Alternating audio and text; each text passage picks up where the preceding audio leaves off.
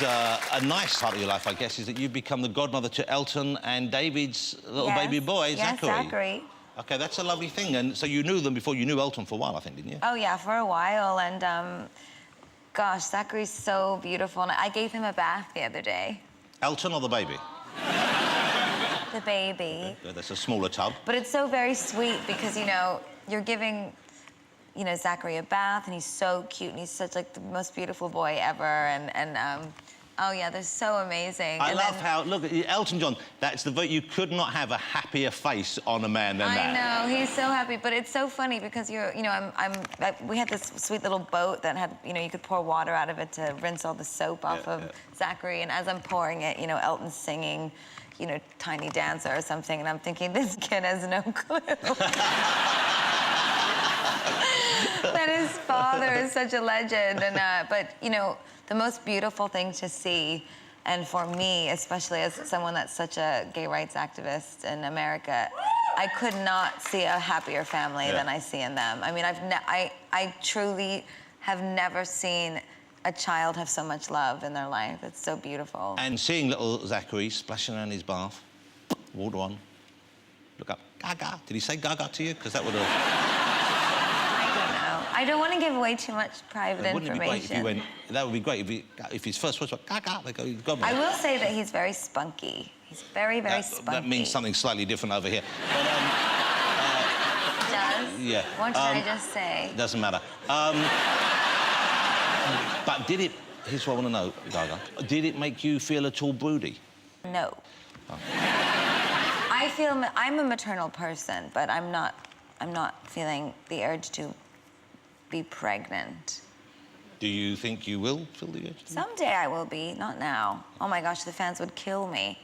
I really want to make, like, at least 10 more albums before I do something like that. Well, I would welcome that. I'm already working on the next one. How much have you written? How far are you? How far? Well, I'm, you know, I work very organically, and so when I'm done, I just know I'm done. I just say I'm done. Gaga. Can we have one of the titles of the new songs? Nope. What? Absolutely not. But Why not? I do have some information about my next video. Never mind that. Give us one of the song titles. No. Come on, just share a little. Take your shirt off. If you really insist, I will do. You really wouldn't want to see it. If you take your shirt off, like, all the way off, I will give you a new song title. Hold on.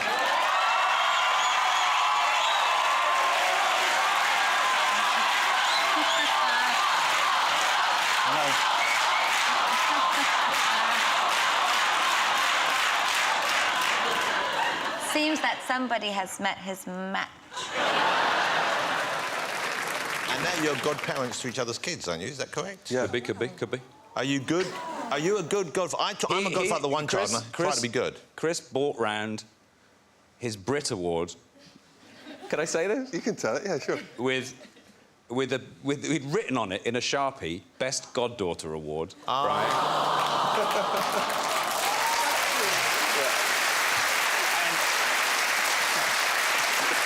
That's so lovely. Gave it to my little one, who proceeded that night to sleep with it. Like, was like, you know, Uncle Chris. It's a lovely thing, and you know, it's because I always see it... I always get slightly annoyed if I see it written down and I see him referred to as my celebrity friend, because he's not my celebrity friend, he's my friend. Yeah, because you've got Tom Cruise. He's Tom Cruise is my celebrity.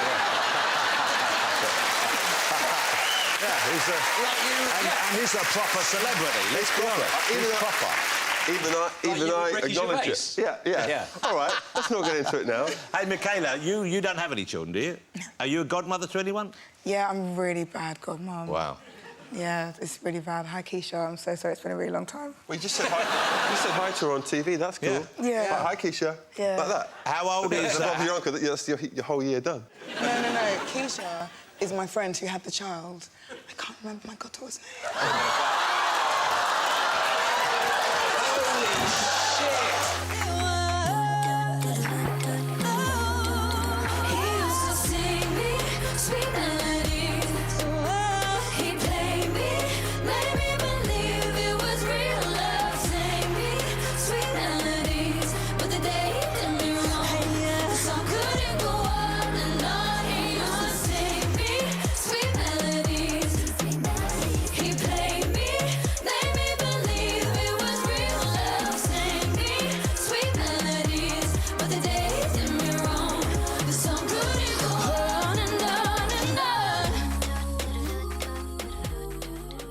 called Early Days, and I'll read you a couple of lines if you don't mind. You said, dressed in black from head to toe, 2 guitars across our backs, we would walk the city roads, seeking someone who listened to the music that we were writing down at home. You know, it's very much, the whole thing seems to be you processing or coming to terms or just remembering fondly that period. And you haven't really done that so much before, have you? No, you know, I just got this idea to put it into a song, because I often think about that. You know, like I say, I often just, that is exactly what would happen. Me and John, dressed in black, guitars across our backs, writing letters to people. Dear sir, we are a semi-pro rock combo, and, you know, please listen to us. So I actually just wrote down what had happened, you know. And they are fond memories, because, you know, then the Beatles happened and it all got sort of to be a phenomenon and everything. But then it wasn't. It was just 2 guys wandering along trying to work it out, you know. But I love to hear that they are fond memories for you, because I know there was some acrimony in the band later on, and there were moments, and for us as fans to know that you have those memories of your time with John and George and Ringo, you know, that means a lot, and you must be aware of it. It's very important to me, too, because of that acrimony. That was business. You know, we got to a point where it really got kind of crappy over business. Won't go into that, but it did. So to me, that rubbed off on me. And for years I thought, oh, yeah, you know, me and John, bitter rivals and all this stuff. I was very lucky. Before he got killed, we were mates. And we were ringing each other and we were talking about, I don't know, he used to make bread. So we'd talk about, what's your recipe, man? You know, whatever, you know. So it got very normal again. And I say, you know, he'd had Sean. So he had a baby. And I was bringing up babies, so we could talk about that and all this stuff, you know. You could talk about normal stuff. Yeah. So it got very nice, and I said, you know, to this day, I'm so glad. Because it would have been the worst thing in the world to have had this great relationship and then soured, and he gets killed. Yeah. I mean, so there was some solace in the fact that we got back together and we were good friends. I actually have a really weird thing that I just have to say. That my father was a hotel manager, and the first hotel that he was a residential hotel manager. And when I was born, we lived in the Mayfair, and it was when you were there. Oh wow! Working as the big chef. Yeah, wow. Wow, and wow, so wow. you once made a club sandwich for my brother. So I just kind of felt like I had to share. Well, that was my first ever job. Was it? Yeah, I got taken on as a second commie grade 2, and yeah, first position was in room service, getting my ass kicked. Yeah, so making club sandwiches. I used to take my frustration out on those club sandwiches. You don't know what that means. What are your fondest memories of the period, and what are the memories which you didn't enjoy so much, if you look back? I mean, I imagine Jerry leaving would have been a bad memory for many of you, even though I know you've dealt with that and you processed it and through it now. But what were the high points for you, first of all? Oh, gosh. I really remember the regional radio tour, and we were in this tiny little bus.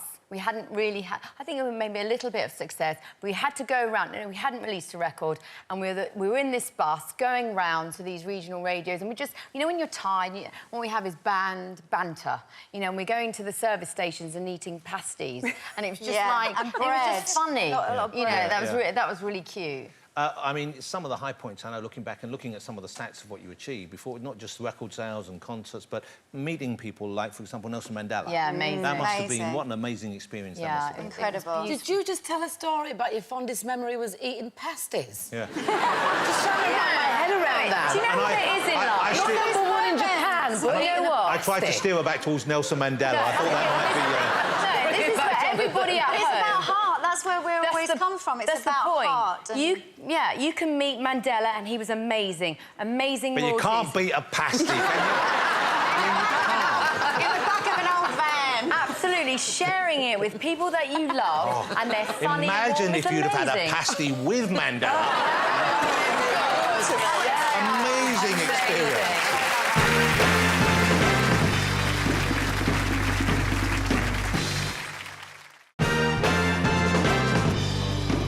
I was chatting with you a little bit backstage about various periods in your life, and, you know, you have had excessive times, you have had wild times. Are you surprised you're still here? No, you know, people all assume they're going to live forever. Yeah? So, nah. It's brinksmanship. And what does that mean, brinksmanship? Well, my psychiatrist told me that in the 70s. He said, you have amazing brinksmanship. You know, you go to a certain place. You go to the brink. You know when to pull back. Wow. So, and did you know when to pull back? I always have. Yeah. I'm a very conservative guy in my daily life. Yeah. I go to my bed early. Yeah. Well, you are now, but you weren't always, of course. No. I remember talking to you once, and this was when Ron Aston from the Stooges was still with us, of course, the great Ron Aston. And I think you'd said that at one stage, because you wanted to get high, and you couldn't find any of the substances that you would often use to get high, you stuck your tongue into an electric socket in the wall. Well, it was an electric train transformer. Oh, well, that's fine. Yeah. But that's why I'm saying I'm surprised you're still here. I tried spider webs, too. You ate spider webs? Well, I tried to smoke them. Wow. But, you know, you got to start somewhere. Oh, yeah, I mean... And with the spider webs, was it a pleasant experience in any way? No. They were harsh. Yeah. It was a harsh buzz. Yes. I'm interested because you were very famous in that period when, of course, the world relaxed, where everyone became slightly more permissive, and, of course...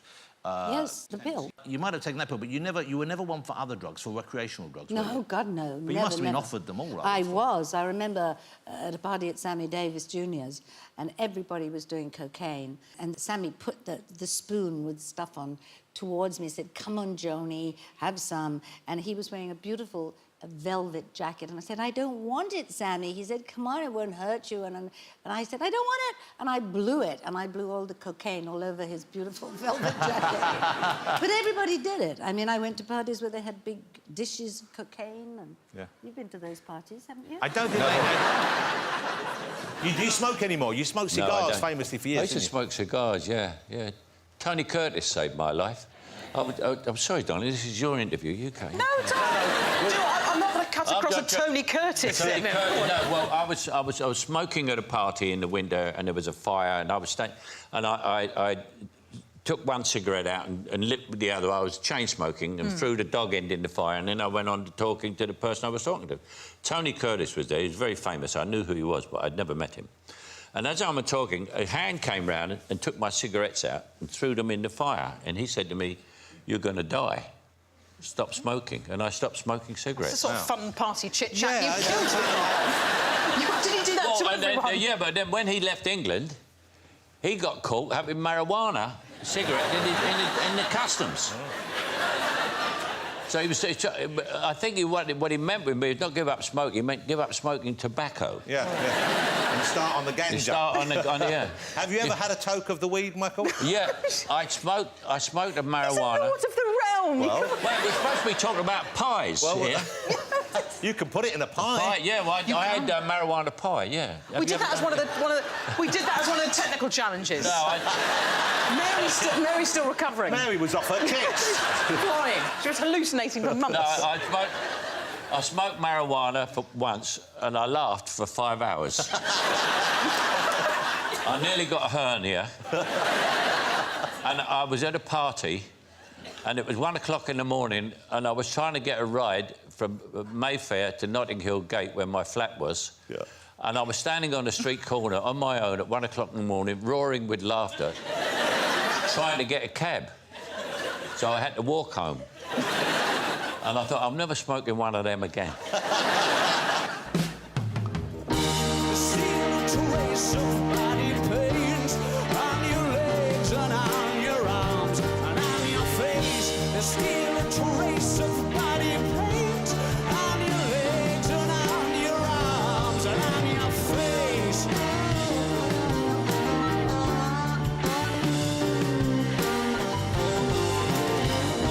So predictable, I know what you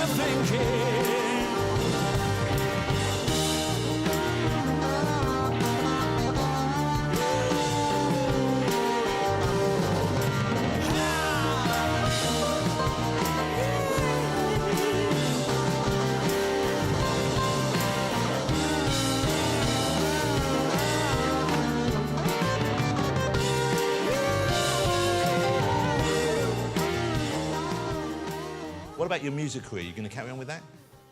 Oh, you're not Well, it's only because, look, we've got one of the foremost UK grime artists, well, the foremost, I would say. And Andy's done a bit of rapping, Stormzy. Okay. Did you know this? What You're was not the... gonna play it, are you? Well, look, we don't have to. It's the Bryan Brothers band. So the Bryan Brothers are a couple of tennis players, yeah?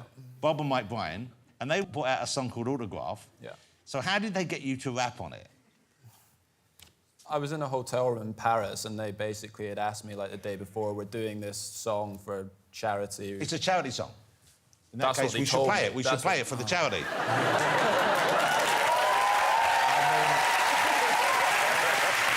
Okay, we don't have to. No, I don't want to play it now because I No, feel... go on. It's fine. Go on, it's fine. During Wimbledon, it really gets crazy. My hand cramps up and my mind gets hazy. I sign and sign, but the line doesn't end. Wake me up tomorrow, let's do it again. Autograph. I mean, that's not a bad beat. That's not bad, that. It's not bad. Rap superstar. Jeremy, have you ever twerked? No. Oh, I think we should. What do you like? Could you teach Jeremy to twerk? Yeah, I think we should. Leanne, do the honours. Jeremy, come on, live a little. This is it. This is involved. So, is this really appropriate? It's a... Yes. I'm 56 years old. I think this could be a useful tool in your dance arsenal. Yeah. Yes. It's a Christmas is coming up. What is it? Come on. Go What on, is say it? a bum thing. Get that juicy bum This is a dance move popularised by the young artist. do it on my own. Miley Cyrus was very well known. Who else is the big twerker? Does Rihanna twerk? Yes, So Miley twerks. Nicki Minaj. Nicki Minaj, you know Nicki Minaj, she twerks. Does anybody want to twerk? I'm only going to do this if you're going to do it with me. I And Jeremy, literally don't know what you're talking about. Jeremy, you have to. You shut up. No. You put me in this position. You have to. Come up and twerk Because as well. because I'm a man.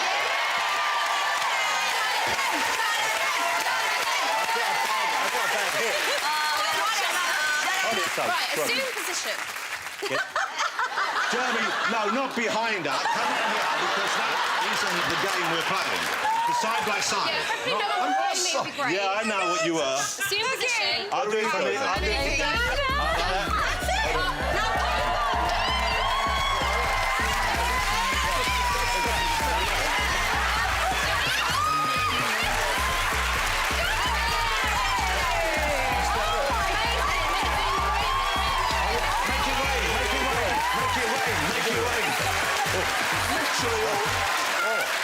My knees hurt now. Do your knees hurt?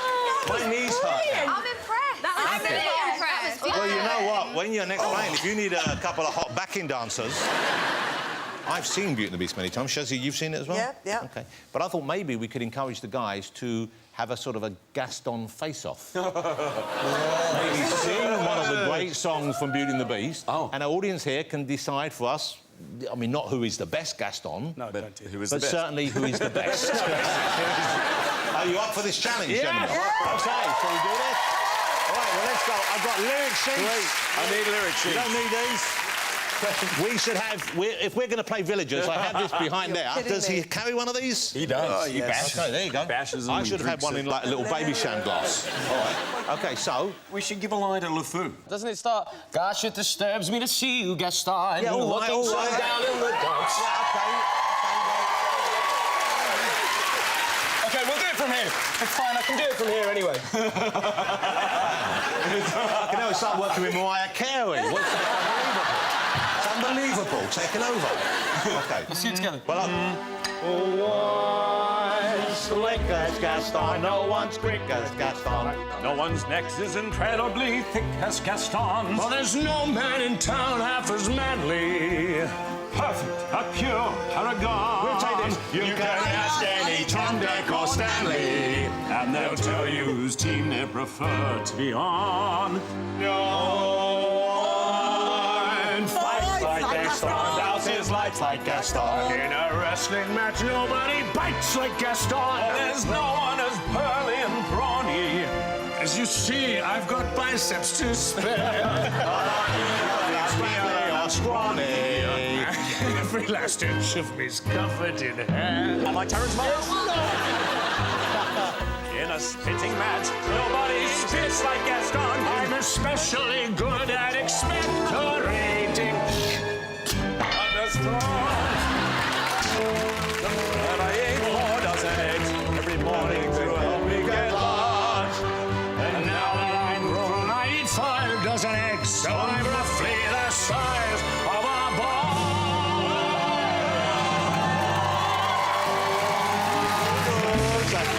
Makes those poops like Gaston. And goes tromping around wearing boots like Gaston. I use antlers in all of my days.